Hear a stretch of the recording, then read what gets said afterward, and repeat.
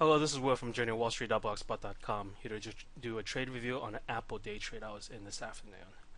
So I'm going to do this trade review twice. First, I'm going to review it as what actually happened, and then I'm going to review it as what I should have been doing to kind of show you the difference of the type of trades I should be doing. But anyways, let's just go straight to the trade. So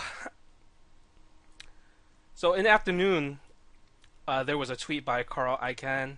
He said that he established a position in Apple, or Apple was undervalued, or something. But whatever happened, he moved the market, or he moved Apple. So this thing shot up and kept going, and I didn't really see it until maybe these candles here. Then finally, I started to think, let me see where the most recent swing high is, and I noticed that about 45. This candle here was a swing high level, because I was trading the 457 swing high level, and I was able to get a nice run here, but I was also looking at this swing high level for a potential day trade. So give me my charts to load. So what I see is this 485. Pretty close. Okay, so I wanted to see how the stock reacts, and once it made this little pivot high here, started to pull back some more, and I started to think, okay, if this is a real level, it should bounce off 45 and then continue going. So my plan was to get in the feeler and see what happens. So I got in a little bit, and I got in a little bit more as it was coming down closer to the EMA. And then as it was upticking, I got into the rest, knowing that potential swing high target was this little pivot area. But I actually sold it around there. So because I got into a feeler, I was able to kind of anticipate a move like this and be able to get into it without hesitation as it was going the way up. So after I sold, I think into this candle, I just trailed the rest. You see how these candles, they make higher lows, higher low, higher low, higher low, higher low. And after this many consecutive green candles, all I did was, okay, when it breaks the previous bar's low, I'll just get out. And here it did, and I got out. Very simple trade based off of a potential pivot level on the daily. So that's what I did. Now here's what I should have done. Way before any of this junk happened, I should have known that, 470 was somewhat of a level. 485 was somewhat at a level. I should have known that the 200-day SMA was going to come into play, and I should have seen or prepared for what the stock may do when it gets there. So if we look at it intraday, alright, it just hit the 200-day, and it's sort of actually maybe not that's not the day. Whoops. Okay, here's the day. Crap. Sorry. So I know that the intraday is the 200 SMA is about 470-ish.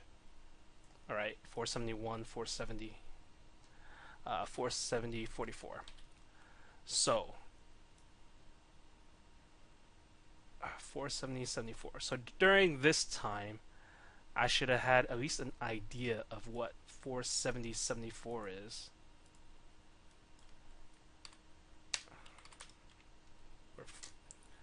470, 44. Oh, too many lines. Okay, and then there was a little pullback here. Then I should have known that 470-ish was a level. Probably this previous high was somewhat of a level. So now I'm looking at this entire pullback-ish area.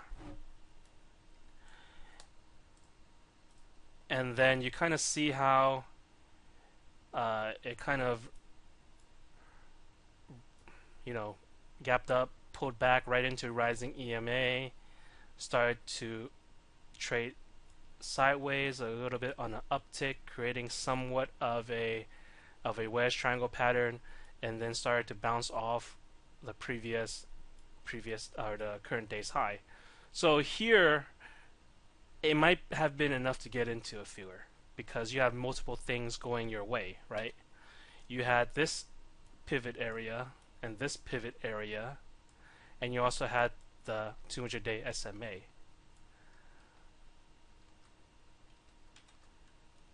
So, I mean, if you were to get into a feeler in any of those areas, then you would have been in way before this move had happened, and then you would have used this pullback opportunity as a way to add even more size because it's the next pivot area.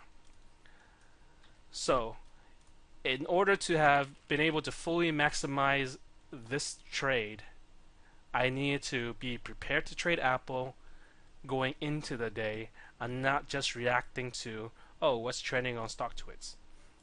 I needed to be able to understand how these pivot points, pivot areas work. Also need to understand where the SMA is in order to have more information to be able to make these quick decisions in a strong stock. And now when you look back at all this new information, then yeah, it's an obvious trade to get in at that point, or at least a feeler. I mean, even though I really do like the trade that I made, I thought it was pretty good. I mean, right at the pivot high area, and I was able to capture a really nice move and able to trail the stop as I wanted it to. So I was very happy with my trade, but just knowing what could have been had I put in a little bit more effort and been a little better prepared, that's what makes the difference between a retail trader and a professional trader. And I'm definitely not there yet. Anyways, thank you for watching, and I'll talk to you guys again soon.